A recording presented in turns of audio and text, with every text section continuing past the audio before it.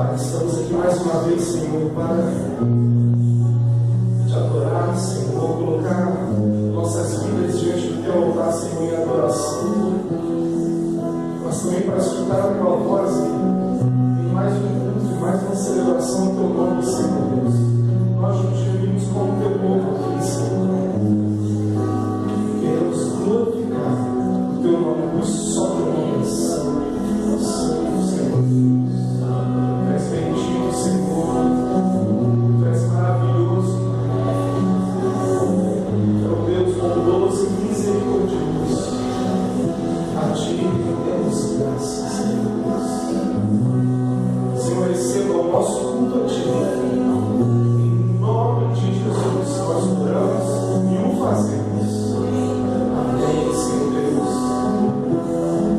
Você pode dizer glória a Deus. Meu Pai,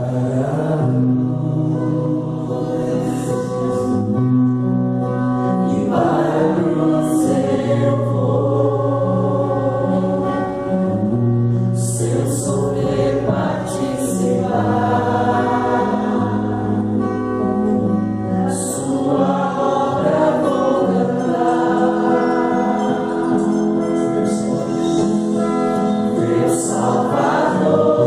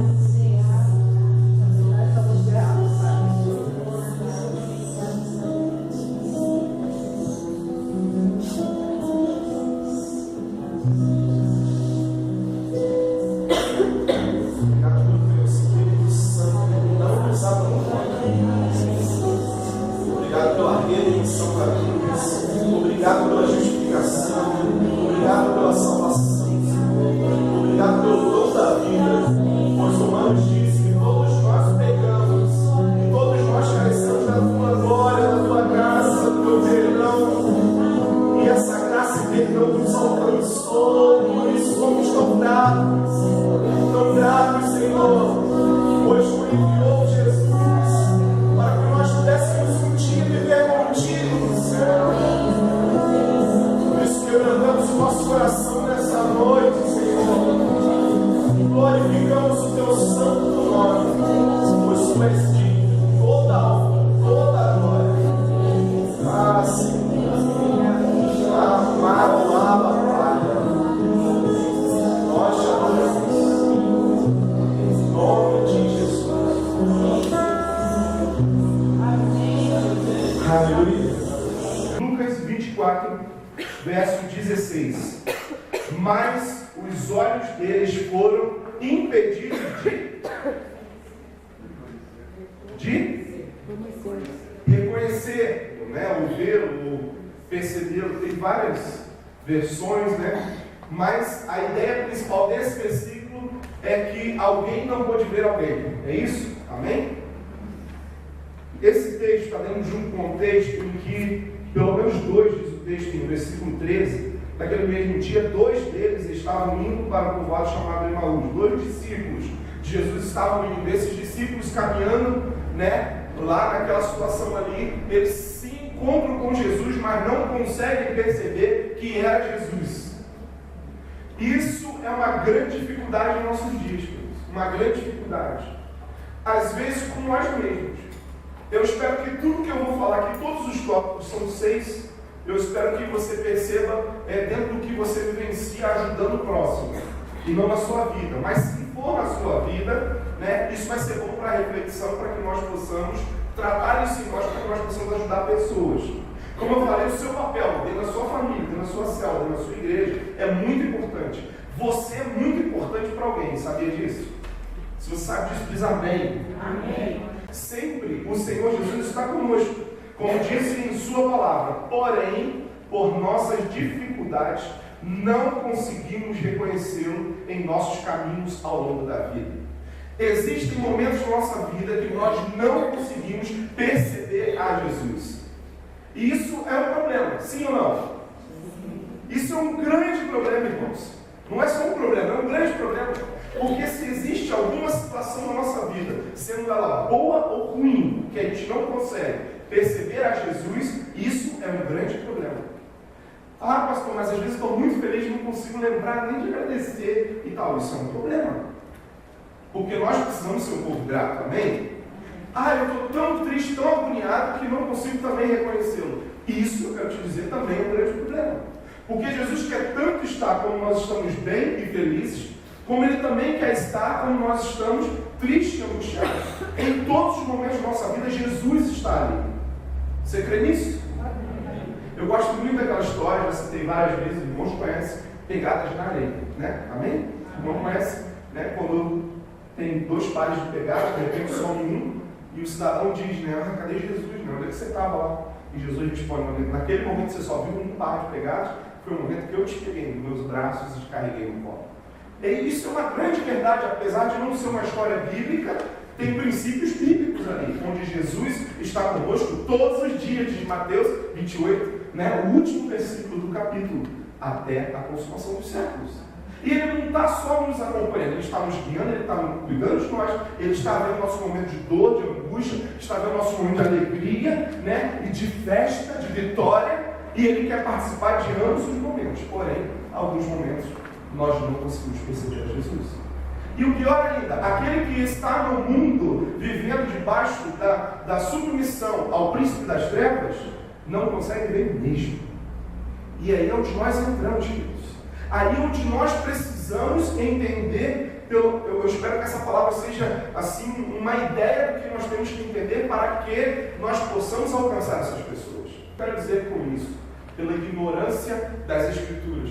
Muita gente conhece até as Escrituras, mas elas não passam de letras, como se fosse um livro qualquer que foi lido, menos a palavra de Deus. Agora, Jesus ali na frente deles, não era só a palavra que já tinha sido anunciada lá pelos profetas, não. Jesus na frente deles ali era a revelação dessa palavra, era o sentimento maior de Deus Pai pela humanidade. Jesus ali na frente deles, naquele momento, significava assim, está se cumprindo o que foi escrito lá atrás. Eu vim para salvar o mundo, eu vim para salvar vocês, eu vim com uma missão específica e ela há de se cumprir até a minha vida, até o final. Eu vou concretizar isso, eu vou morrer numa cruz, eu vou ressuscitar e eu vou voltar aos céus. Então, ele está ali, ele é a revelação do amor de Deus pela humanidade. E aqueles que estão ao seu redor, e num certo momento, seus discípulos também vivenciaram isso, não conseguiram entender essa grande verdade. Você entende isso? Até aqui tudo bem? Acho que eu estou falando muito assim, hoje vocês estão mais quietos, estão olhando tipo, né? Queridos, entendam que Jesus, se você entender isso, Jesus é a revelação do amor de Deus para nossas vidas. A maior declaração está escrita em João 3,6, porque Deus nos amou de tal maneira que Ele foi capaz de entregar seu único Filho por mim e por você. Por isso que nós estamos aqui. E por isso um dia estaremos ao lado dele lá nos céus.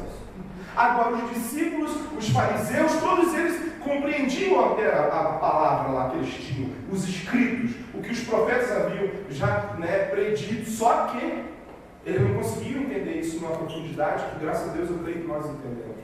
Escrito qualquer, porque a palavra diz que a letra, ela dá vida, né? Ela faz o quê? A letra não. Mas é o Espírito Santo que deixa vivificar essa letra em nossos corações. E nós não podemos ser ignorantes quanto a isso. Nós temos que deixar esse rio fluir de dentro de nós. A boca fala assim, porque o coração está cheio, e nós não podemos ser ignorantes quanto a isso, não. Nós temos que saber a palavra, vivenciar a palavra. No final vocês vão ver um vídeo, que me marcou essa semana. Olha, esse vídeo que eu vou mostrar, irmãos, parece que pegou minha cabeça assim, e pisou no peso a corda junto. A corda porque tem que ser desse jeito, vocês vão ver o vídeo. 5 minutinhos de vídeo, irmãos. Mas o que aquele menino fala naquele vídeo, eu falei, meu Deus, isso é uma grande verdade. Eu preciso arrumar meu quarto. Vocês vão entender depois. Eu fiquei doido com aquele vídeo, irmãos.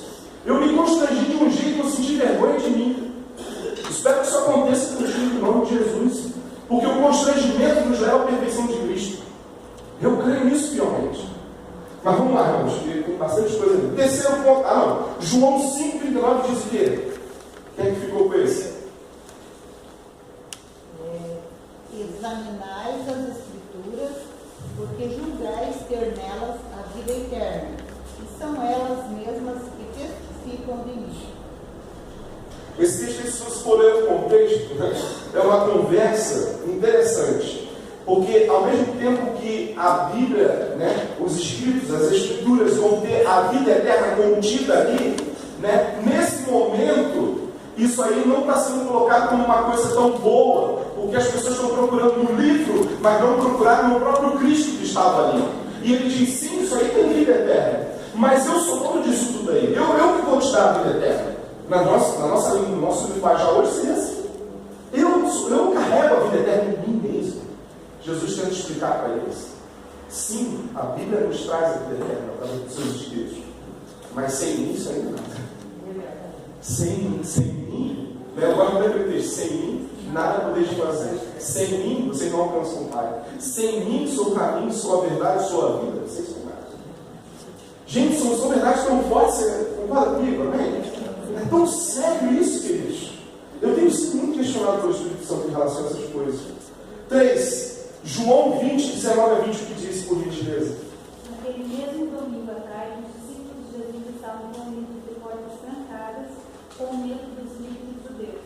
Então Jesus chegou, ficou no meio deles e disse: que a paz esteja com vocês. Antes de entrar aí, eu esqueci de fazer um comentário. Ainda sobre as Escrituras, eu comecei e terminei. Queridos, vocês já perceberam quantas pessoas cultas nós temos hoje? Quantas pessoas muito cultas a respeito da palavra de Deus nós temos? Conhecedores verdadeiros da palavra de Deus, mas que colaboram muito pouco com o reino. Eu tenho contato com muitas pessoas fora de São Mateus, principalmente. Eu vejo muitas coisas na internet e como o conhecimento tem aumentado cada dia. Está aumentando, isso é muito bom. Mas quantos têm colaborado para que o reino de Deus seja estabelecido e manifesto estabelecido aqui na terra? Muito pouco. Aí eu queria só dizer uma frase, já disse pregando em outras mensagens. Não te preocupes, né? Não te preocupes com o que você ainda não sabe. Ele se preocupa com o que você já sabe, não conseguiu colocar em prática. Tem muita gente querendo saber, conhecer e colocar em prática nada, zero. Então, assim, se você sabe 3 linhas da Bíblia, mas você referencia essas 3 linhas, de preferência com aquele textinho lá de Mateus que diz: ama o Senhor teu Deus em primeiro lugar, em segundo o teu próximo, como a ti mesmo. Se for um texto assim, principalmente, você consegue ver uma vida santa, digna, honrada diante do Senhor. Sim ou não? Sim. Querido, é tão pouco que a gente precisa, sabia? É igual o sal. Quanto de sal nós precisamos para viver um mês? É um saco inteiro? Metade do saco? Um pouquinho só. Pois eu quero te dizer que esse pouquinho nas mãos do Espírito Santo de Deus é tremendo. E nós queremos aprender tanto, conhecer tanto, teologizar tudo, ter um argumento para tudo, regra para ser feliz. Nunca queira ter razão de tudo, é uma delas. Nunca queira ser o sábio de tudo. Ninguém gosta de saber tudo. Nunca queira ser o comandante de nada, porque hoje em dia, principalmente, eu não falo. Quero descanso. O pouco nas mãos de Deus é muito. É isso que nós temos que entender. E sobre a porção, o Senhor vai dar uma porção diária. Só nós buscarmos, Ele vai acrescentar muito. Sobre o texto lá, eu quero se poderia ler o texto de novo. Naquele mesmo domingo à tarde, os discípulos de Jesus estavam reunidos de portas trancadas, com medo dos líderes judeus. Então Jesus chegou, ficou no meio deles e disse: que a paz esteja com vocês. Primeira coisa, né? Falar sobre o título desse tópico. Né? Esse tópico eu coloquei aqui: pelo temor à escuridão e ao homem. Né? Por que a escuridão? Diz o texto que ao cair, né, do anoitecer, do entardecer, né, dependendo da versão, o que os discípulos fizeram? Se esconderam, fecharam as portas e ficaram escondidinhos, porque logo depois que Jesus, né, veio a morrer, a perseguição começou ali de forma ferrenha. E eles ficaram com medo, com temor. E quando a noite chegava, eles se ausentavam, eles não saíam. É como se fosse um toque de recolher. Olha o absurdo, querido. Como? Segunda coisa, por que o toque de recolher? Com medo do mal que os homens poderiam fazer com eles. Eles estavam com medo. Quantos de nós ainda hoje, em nossos dias, têm medo de dizer: eu sou um cristão, eu sou um filho de Deus, eu fui lavado e regenerado e redimido pelo sangue de Jesus? Quantos ainda têm medo? Ainda têm vergonha de abrir os lábios e dizer do amor de Deus? Cheguei em casa hoje, estava muito atacado a rinite. Depois que eu vim do irmão daqui da igreja, na hora do almoço, tinha um casal cortando grama lá em casa e eu fui me despedir deles. Eu estou me despedindo lá, falando com eles lá. Aí a menina disse que ela era da Adventista, né? 7º dia. E a gente começou a conversar ali, do marido que não é de nenhuma igreja, me questiona a respeito das doutrinas entre um e outro. E eu com muito prazer, né? Nunca acontece um caso desse comigo. Eu fui lá, né, respondendo tudo para ele.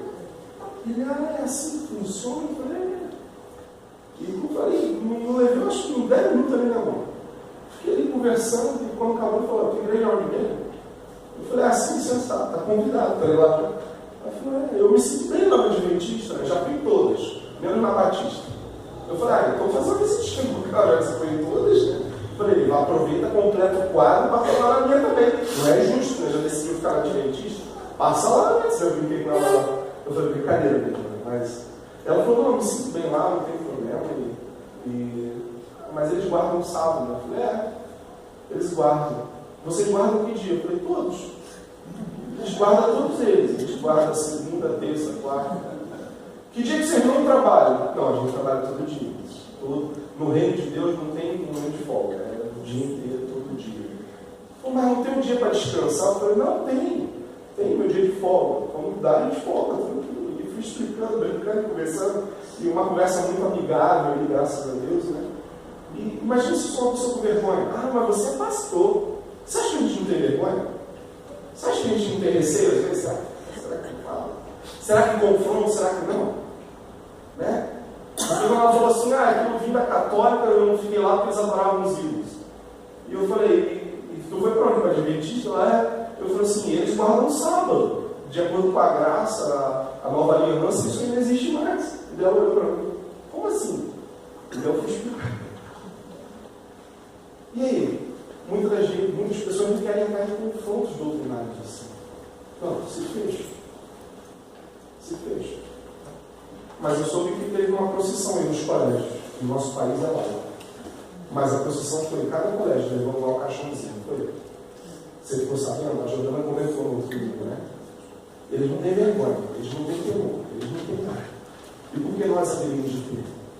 Eu quero te dizer que muitos desses colégios tem muita gente cega, que não enxerga, precisando da luz de Deus que brilha dentro de nós. E eu e você carregamos um pouquinho da chama de Jesus. E nós somos chamados para essa missão de pregar o Evangelho aqui no tempo. Nós. Quando nos deparamos com isso, nós não podemos ficar com medo de fechar as portas de nossa igreja. Agora temos que fazer casamento o quê? Para não fechar as portas da igreja, então. Agora temos que aceitar isso, aquilo, outro. Vamos fechar as portas, então. Não vamos fechar a porta nenhuma, não, queridos. Vamos pregar a mensagem da cruz, que ela vai libertar o povo em nome de Jesus. Eu creio, você. É difícil, eu posso ser preso? Posso. Os irmãos vão continuar me amando assim. Eu preso lá? Então tá bom. Vocês vão me visitar, levar uma maçã, né? Tá tudo certo para mim, não tem problema nenhum. Vamos adiante. Mateus 10, 28, que diz: E não tem mais o que mata o corpo, que não pode matar a alma. Temei antes aquele que pode fazer perecer no inferno a alma e o corpo. Olha que sério esse versículo. Nós muitas das vezes temos o medo do homem, que só mata o corpo. Mas nos esquecemos daquele que pode mandar para o inferno o corpo e a alma. E isso é muito sério. Por que não tememos? Por que não olhamos mais para o Senhor com temor e tremor? Você já falou alguma vez, falando assim, Senhor, faz aparecer uma sarça ardente em alguma época da sua vida, em alguma coisa? Eu já falei várias vezes. Faz aparecer, Senhor. Porque eu estou muito, eu não posso usar a palavra que eu pensei, mas eu estou muito relaxado, digamos assim, né? Faz aparecer para aquela vozinha vir e dizer assim, tira tuas sandálias do pé, porque esse lugar que você está pisando é santo. Às vezes nós precisamos de uma chacoalhada, queridos. Às vezes nós precisamos nos deparar com algo assim tremendo para a gente acordar e falar assim, caramba, esse Deus possível, ele é grande mesmo, né? Mas o Deus é grande só quando cura, não, ele é grande quando faz o terremoto vir e sacudir tudo também. Ele é um Deus grandioso. Sim ou não? Ah, queridos, nós sabemos disso. A palavra de Deus diz, não temais. Se eu não me engano, o pastor Enes falou algo sobre isso no domingo, que existem vários textos bíblicos com a mesma afirmação. Não temais. Não temas, querido. Não temos. Quantas histórias você já escutou? Eu, morando no Rio de Janeiro, escutei várias. Principalmente dentro de favela. Senhorinhas indo para cultuar a Deus. Ladrão vindo roubar. De puxar o gatilho, a bala não sair. Não sair. Porque o dedo de Deus estava bem no caminho lá. Não vai sair. Mas nós só cremos na história do outro, não na nossa. Eu quero te dizer que coisas tremendas podem acontecer em nós e através de nós. E que se nós entendermos que nós não podemos ser como esses discípulos que estavam com medo do anoitecer, estavam com medo do que os homens poderiam fazer, nós vamos conseguir ajudar outros. Mas se nós tivermos medo, nós não vamos nem abrir nossas casas para células. Ah, já não está bom, as coisas não vão abrir minha casa para célula. Eu não vou ir, ou então eu não vou ir lá na célula. Ah, querido, você é importante. Agora esquece célula e igreja. E na tua família? Como é que é? Muitas das vezes nós nos calamos com temor, com medo do que um familiar vai pensar. Ah, domingo eu tenho que vir para a igreja, eu não vou porque chegou um parente meu e eu fiquei com... Sabe como é que é, para não desrespeitar? Desrespeitar o quê? Quem está desrespeitando é ele, você. Saber que você é um cristão que vai na igreja todo domingo, porque com certeza sabe, e vai na tua casa bem naquela hora. O desrespeito é de lá para cá, querido. Não é de você para ele, não. Agora, com muito amor e carinho, se passa dele da casa, é sua. Fica aí, dorme aí, come tudo que tem na geladeira, usa a minha internet até gastar tudo, não tem problema, tá? Porque se faltar tem um armário debaixo da pia, não tem problema. Mas eu estou indo cultuar o meu Deus. Oh, meu Deus, porque Ele é mais importante que tudo, porque Ele está em primeiro lugar na minha vida. Porque a Bíblia diz que eu tenho que buscar primeiro o reino dele. Não esse reino aqui que nós somos só peregrinos, como eu falei semana passada. Mas a nossa mentalidade não é de peregrino, é de morador. Eu sou morador daqui. Não é. Eu sou morador do céu e você. Ah, querido, eu piso na terra, mas meus pés são no céu. Eu só posso te dizer isso. Vamos lá. Para fechar esse tópico aqui, nós não vamos ler, mas 1 João 4,18. Acho que pedi alguém, né? 1 João 4,18.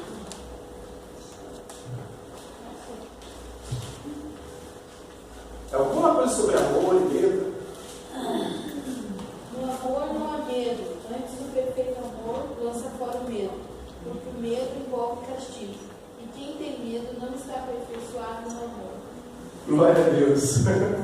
O verdadeiro amor lança fora todo medo. E qual é o verdadeiro amor, querido? Qual é o amor que nunca nos decepciona? Esse texto de 1 João, você deveria ler. 1 João 4. É onde o versículo 4 da glória está em nós, que não está no mundo, sabe? É o mesmo texto que diz que Deus é amor. E nesse amor nós devemos confiar. É o mesmo texto. Leia lá, terminando. Vamos chamar mais um pouco. Quarto tópico lá, João 20, 25 a 29. Disseram-lhe então os outros discípulos: Vimos o Senhor. Mas ele respondeu: Se eu não vir nas suas mãos o sinal dos cravos, e ali não puser o dedo, e não puser a mão no seu lado, de modo algum acreditarei. Passado 8 dias, estavam outra vez reunidos seus discípulos e Tomé com eles. Estando as portas trancadas, veio Jesus, pôs-se no meio e disse: Paz seja convosco. E logo disse a Tomé: Põe-lhe o dedo e vê minhas mãos. Chega também a mão e põe-na no meu lado. Não sejas incrédulo, mas crê. Respondeu-lhe Tomé: Senhor meu e Deus meu, disse-lhe Jesus: Porque me disse creste. Bem-aventurados que não viram e creram. Amém, queridos? Esse texto, ele é um texto que eu acho tremendo e algo que a gente vive muito hoje. Muitos ainda às vezes creem em Jesus. Muitos ainda não acreditam quem Ele é, o que Ele fez e o que Ele vai fazer. E muito menos do que Ele tem feito. E muitos ainda estão pedindo assim: onde é que estão as feridas? Onde é que está o buraquinho lá da lança? Onde é que está o buraquinho dos cravos? Muitos ainda têm falado assim. Talvez não seja o seu caso. Como eu falei, essa mensagem é para que você entendesse que muitos estão pensando em nós temos que entrar com uma providência através da ação do Espírito Santo em nossas vidas. Esse tópico eu coloquei como título: nós não conseguimos reconhecer Jesus muitas das vezes por causa da dúvida. Nós duvidamos. Duvidamos do poder dele, duvidamos de quem ele é, do que ele pode fazer em nós e através de nós. E muitos já alcançaram o nível de entender que ele pode e ele já fez coisas por nós. Agora está faltando, e eu digo para vocês e para mim, está faltando nós começarmos a crer que ele pode fazer coisas através de nós. Porque em nós você já crê. E através de você? Através de nós. Você consegue crer nisso? Porque não é só falar eu creio. É me dar um exemplo do crer. Eu tanto creio que eu fiz isso, aconteceu isso. Quando você frutifica, aí sim é sinal de que você de fato crê. Eu acreditei que ele pode fazer algo através de mim. Por exemplo, não precisa me responder, mas você já curou alguém? Claro, é Jesus através de você, por exemplo, né? Porque nós mesmos não temos condição. Mas você já ergueu sua mão e orou para alguém, se alguém foi curado? Que seja de uma dor de cabeça, dor de barriga, ou uma cãibra, não importa. Mas pensa um pouco, você já orou e alguém foi curado? Porque isso está ao nosso alcance, amém? Amém. Eu estou falando mínimo, você está vendo? Dor de cabeça, de barriga, né? De repente gases, não sei, né? Você impôs as mãos e foi curado. É isso que eu estou falando. Isso eu creio. Eu impus minhas mãos, eu orei, eu abracei, sei lá, não é só impor as mãos, ele se abraçou e orou e a pessoa foi curada. Mas eu quero te dizer que não importa o gesto que você tomou, o que importa é a ação. Você, sabe, decidiu crer, de fato direito, e você fez, a pessoa foi curada. Eu vou jogar na célula, a tua célula ora por cura, a tua célula pede ao Senhor, quando alguém fala assim, eu estou passando mal agora, e você para na hora e fala assim, vamos orar, né? Na tua família, quando alguém está doente, como é que é? vamos ali no médico, a primeira palavra que sai da sua boca, nós vamos orar agora para pedir ao Senhor cura. Como é que funciona isso? Porque existem pessoas lá fora, ao nosso redor, na nossa casa muitas vezes, no nosso trabalho, no nosso caminhar pela rua, no posto que nós abastecemos, na padaria que nós compramos o pão, que carecem da graça e da cura do Senhor, carecem da salvação de Jesus. E eu quero te dizer que o Espírito Santo quer fazer isso através de mim e de você. É através de cada um de nós, queridos. Me impactou muito, Tiaguinho, eu lembro, no ano de 2011 nós fomos lá em Santarém, e o pastor, Ed Liu, ele ministrando e falando que na igreja dele já tinham ressuscitado 8 mortos. 8, lembra de lá? E o que me admirou mais não foi ele falar isso. Não, pastor, tem algo maior que isso ainda. Sim, ele falou que não foi na igreja, foi nas células. Eu falei, caramba, como isso? E ele foi contando algumas experiências. Eu falei, meu Deus, não foi no culto de domingo não que ele estava contando, ele falou que foi na célula. Alguém morreu e eles oraram, a célula orou lá, e o morto se levantou. Se você dizer pelo menos um glória a Deus aqui, só para a gente, só para dizer assim, eu creio nisso aí, ó. Eu creio.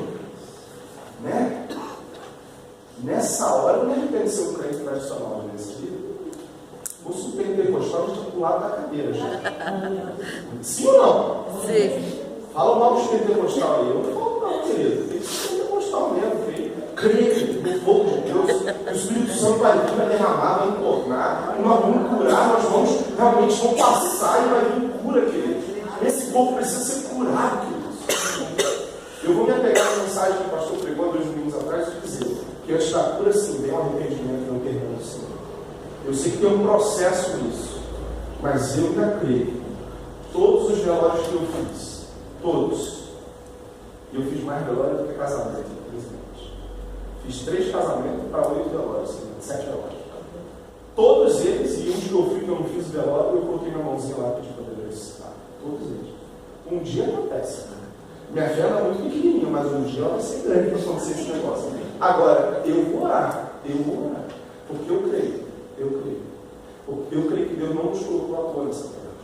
Eu creio que Deus não nos colocou aqui para brincar, para andar por aí de qualquer jeito. Como cristãos, nós carregamos uma bandeira e nela está escrito Jesus, Senhor dos Senhores, Rei dos Reis. E essa bandeira quer dizer muita coisa. Muita coisa. O mundo conhece a morte por causa do pecado, mas ele pode conhecer a vida por causa de você. Porque o Espírito Santo que dele traz a vida, ele mora em nós. Eu creio nisso. João 14, 1 e 6. Acho que o Carlinhos ficou isso. Não se turbe o vosso coração. Crede-se em Deus, crede-se também em mim. Respondeu Jesus: Eu sou o caminho e a verdade e a vida. Ninguém vem ao Pai senão por mim. Olha aí. Como podemos duvidar quando Jesus, nesse versículo, abre o texto dizendo: não se perturbe o vosso coração.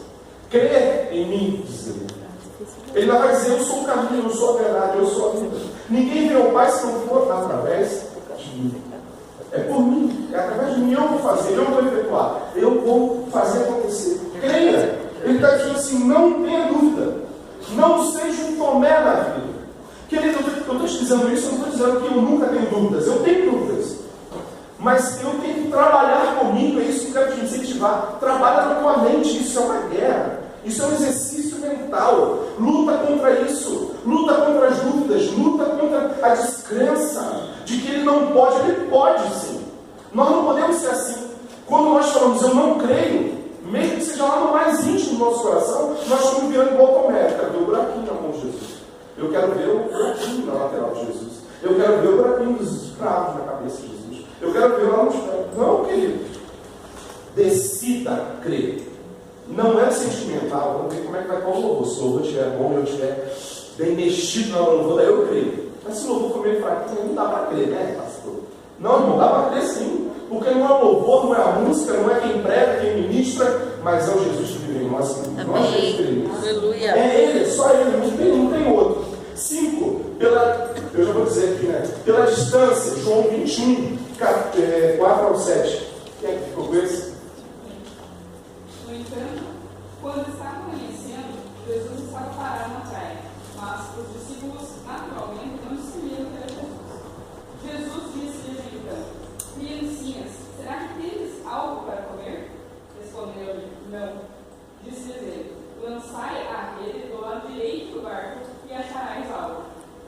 lançaram então, mas não puderam mais recolhê-la, por causa da multidão de peixes. Portanto, aquele discípulo a quem Jesus amava disse a Pedro: é o Senhor. Por isso, Simão Pedro, ouvindo que era o Senhor, cingiu-se de sua roupa de cima, ele estava nu, e lançou-se ao mar. Olha só, o que eles precisavam vivenciar para crer que era o Senhor. O texto por si só já deixa muito claro a situação. Mostra claramente que os próprios discípulos dele, eles estavam à distância e não conseguiam perceber que era Jesus Cristo. Meus irmãos, você quer ver uma coisa? Quando você olha um dos seus filhos, né? Embora seja, eu sei que você deve usar óculos, brincadeira, mas você de longe não consegue ver quem é os seus? Consegue ou não consegue? Consigo ver, mas estou precisando de óculos. Né? De longe a gente vê, irmãos. De longe nós percebemos. O Mauro, ele foi no evento, para ele tirar uma foto, ele estava lá no evento, ele estava de costa, né? Mas só pelo formato da cabeça, irmão, o tipo do cabelo, eu falei, isso é o Mauro. E era mesmo, era o Mauro que estava lá. Nós conhecemos, irmãos. Aqueles que nós caminhamos juntos, nós conhecemos. Me explica então, como é que os discípulos não conseguiram perceber que era Jesus? Então eu coloquei aqui esse tópico. Pela distância. Muitas das vezes nós somos impedidos de perceber Jesus por causa da distância. Aí eu te pergunto, quantos estão tão distantes de Jesus? Tão distantes, que já não conseguem perceber mais o que é Jesus? Quantos vêm até a igreja, mas suas mentes estão voando e flutuando para outros lugares, não conseguem mais perceber Jesus caminhando, ministrando cura, ministrando restauração, sabe, aqui na igreja, no momento de culto, no momento de adoração, ou até mesmo dentro de casa, quando você põe um louvor, eu vou pôr um louvor para ver se melhora a coisa, mas a mente está tão longe de Cristo já, que não consegue perceber já a graça dele, quando ele está do seu lado. Você pergunta, como é que vai a vida? Sabe como é que é? Está um problema na minha vida, tá? Você escuta isso, eu escuto. Meu irmão, está tudo bem? Não, está sempre com um problema. Sempre com um problema. Eu espero que nenhum de nós sejamos assim nessa noite aqui. Mas eu quero te dizer, se você está assim, é porque você está tão distante de Jesus que você não consegue mais perceber ele. Isso é terrível. E eu quero te dizer, irmãos, eu estou falando muito célula aqui, igreja, porque nós estamos em ambiente de tabela e a gente fala desse jeito, né? Porque aqueles que vão na nossa célula, às vezes estão nessa situação, distante de Cristo. E cabe a nós, irmãos, como eu falei, pegar pela mão assim, ó. Vem cá, deixa eu te mostrar de novo Jesus. Vem cá, ó, você já se esqueceu? O rosto dele é assim. Pastor, não tem o rosto dele na Bíblia, você está entendendo o que eu quero dizer, né? Olha, o cheiro dele, está sentindo o cheiro gostoso? É Jesus que está aqui. Você está vendo essa luz maravilhosa que está restabelecendo? É Jesus que está aqui. Você já está sentindo a cura em você? Poxa, eu estou sentindo o que está acontecendo. É Jesus te tocando. Nós precisamos ser porta-voz. Eu gosto muito que a Bíblia usa a palavra embaixador. Nós precisamos ser embaixadores de Cristo, né? Aqui não tem embaixadores do rei, né? Eu fiz todas as etapas dos embaixadores do rei lá no Rio de Janeiro. E como a gente falava sobre isso, ser embaixador de Cristo nessa terra. Nós somos, você é, eu e você, nós somos. E nós precisamos entender isso. Nós precisamos cuidar dos outros nesse nível. Essa distância que Satanás tenta gerar entre Jesus, né, e as pessoas, e nós mesmos, nós temos que quebrar e unir. Vamos caminhar, que a hora já foi. Tiago 4,8 diz: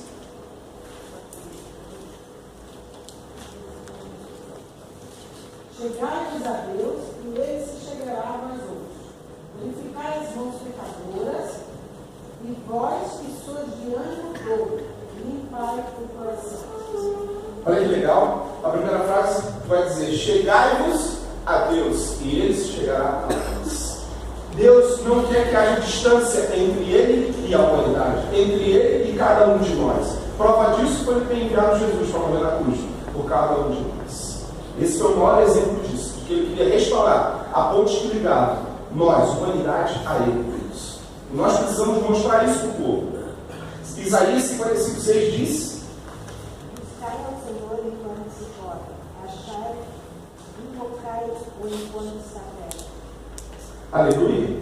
Buscar o Senhor enquanto nós podemos o achar, né? Enquanto ele está pertinho, querido, busca mesmo, se entrega mesmo. Nós cantamos pela cruz, né? O que ele fez através da cruz, do seu sacrifício lá. que não seja à toa, mas que não seja, repito de novo, você já entendeu que Ele fez coisas em você, que Ele te curou, que Ele te tocou, você se encontrou com Ele, beleza. Agora você precisa crer que Ele quer fazer coisas através de você para alcançar outros. Não pode ficar só em você, em mim. Não, tem que ser através de nós agora. Nós temos um compromisso com Ele em relação a isso. E nós não podemos nos calar. E o último, eu vou vender o texto aqui, pelo ódio e cegueira. Por que pelo ódio e cegueira? O texto de Atos 9, 3-7, vai dizer o seguinte: seguindo ele a estrada fora, ao aproximar-se de Damasco, subitamente uma luz do céu brilhou ao seu redor. E caindo por terra, ouviu uma voz que lhe dizia: Saulo, Saulo, por que me persegues? Ele perguntou: quem és tu, Senhor?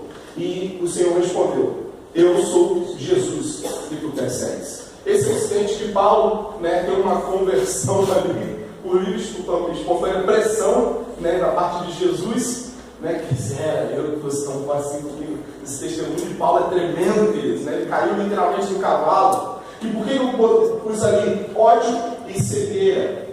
Porque Paulo perseguia os cristãos, porque Paulo odiava os cristãos, porque o Paulo, que pudesse fazer para matar cada um deles, ele faria, com tranquilidade nenhuma. Estevão, que é um grande nome na Bíblia, Paulo estava parado olhando o seu apedrejamento.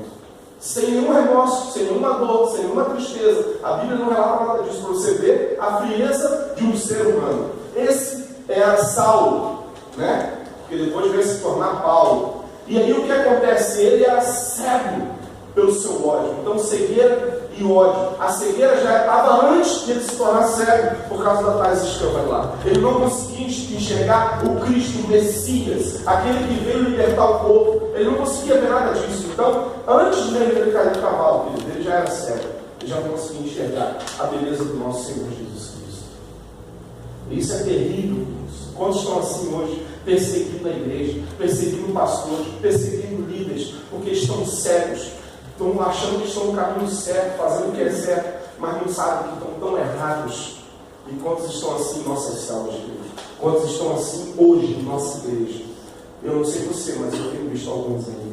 E cabe a cada um de nós amar essas pessoas e ser o que nós não vamos ler porque não dá tempo, mas eu sei que você deve conhecer a história que está registrada em Atos, capítulo 9, versículos de 10 e 17. Nós precisamos ser como pequenos Ananias, que vão realmente fazer toda a diferença. Que, sabe Ananias, Que aí Paulo caiu no cavalo, ficou cego, e daí, o pastor já questionou sobre isso, eu vou entrar nesse assunto, mas aí Deus vem, ele fala: você tem que ir lá, eu quero que você olhe por ele. E Ananias vai com maior alegria de coração, não é? Isso é uma prova grande, querido, que a gente muitas das vezes tem que fazer coisas que a gente não quer fazer, que a gente não gosta de fazer. Mas olha o resultado do que ele fez. Foi lá, ele impôs as mãos, Paulo ficou cheio, ficou curado, ele conseguiu enxergar, e a vida dele foi mudada totalmente, queridos. Quem sabe Deus nessa noite não está te chamando para ser aquele que vai impor as mãos sobre futuros Paulos nessa nação, na nossa cidade, na nossa família, na nossa célula, na nossa igreja. Quem sabe Deus vai te usar para fazer as pessoas olharem esse Jesus ressurreto que nós conhecemos e amamos hoje. Quem sabe? Quem sabe? Eu só sei de uma coisa: eu estou disposto a pagar para tudo, se eu não sou desses. E você? Essa é a grande questão hoje. Você está disposta, meu irmão, a fazer parte dessa obra maravilhosa de nosso Senhor? Está disposto a dar ainda mais de você, a se doar ainda mais? Eu queria terminar com esse vídeo. Queria que você prestasse muita atenção nesse vídeo. Para mim, foi difícil. Vou pagar.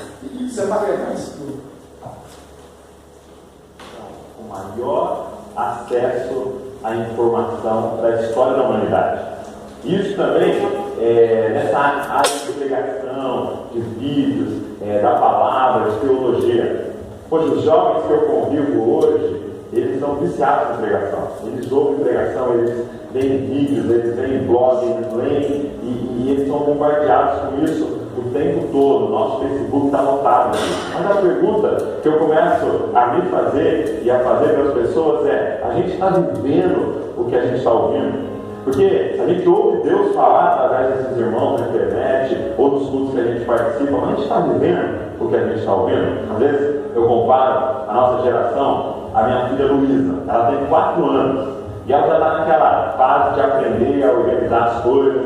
Então imagina que eu chamo a Luísa, e eu falo assim: Luísa, eu fui lá no seu quarto, está uma bagunça o seu quarto, vai arrumar o seu quarto. E aí passa meia hora, a Luísa está lá dentro do quarto e tal, e ela, depois de meia hora, ela vem falar comigo. E aí ela fala assim: pai, eu quero te contar o que eu fiz. Decorei o que o senhor falou para mim. Luísa vai arrumar o seu quarto. Decorei. Eu falo: poxa filha, que memória boa, parabéns, mas você arrumou? Ela: não, pai, não arrumei, eu estava decorando, né? Não deu tempo ainda de arrumar. Aí eu falo para ela: então, Luísa, vai arrumar o seu quarto. A Luísa vai, fica lá no quarto, depois de umas 2 horas ela volta. Ela fala assim: pai, você sabe o que eu fiz? Você vai até se emocionar com o que eu fiz agora. Compus uma música que o senhor falou para mim. E de repente ela começa a cantar: vai arrumar o seu quarto. E ela tem uma coreografia para a música com aquilo que eu falei para ela. E aí o pai acha linda aquela música, mas uma pergunta ainda fica: Luísa, você arrumou o seu quarto? E a resposta da Luísa: não, pai, não deu tempo, porque eu estava ensaiando a música, né? Eu estava criando a coreografia, não deu tempo de fazer o que o senhor mandou eu fazer. No outro dia, a Luísa aparece para mim e ela fala: pai, você não sabe o que eu fiz lá na escola hoje. Na hora do recreio, na hora do intervalo, eu juntei todos os meus amiguinhos, fiz uma célula com eles, pai. E eu convenci todo mundo de arrumar o quarto. Pai, foi uma choradeira. Eu vou arrumar meu quarto, eu vou arrumar meu quarto. Nós discutimos métodos de arrumar o quarto. Foi lindo, pai. O pai olha para aquilo e fala: nossa filha, que legal. Convencendo outros, fazendo célula, pequeno grupo, mas Luísa, só uma pergunta assim: você arrumou o seu quarto? E a Luísa fala: não, né, pai? Estava preparando o estudo para o pequeno grupo. Sabe, gente, hoje as pessoas sabem que vai arrumar o seu quarto em grego. As pessoas sabem a versão de Calvino e de Armínio que vai arrumar o seu quarto. Mas sabe o que vai agradar o coração do pai? O que ele está no nosso quarto e arrumar. Por quê? Porque ele mandou. Gente, decorar é bom, cantar é maravilhoso, é a essência nossa, é cantar, é adorar. Gente, fazer pequenos grupos, saber o grego, saber a versão de Armínio, Calvino, tudo isso é muito importante, mas sem obediência não tem como agradar o coração do pai.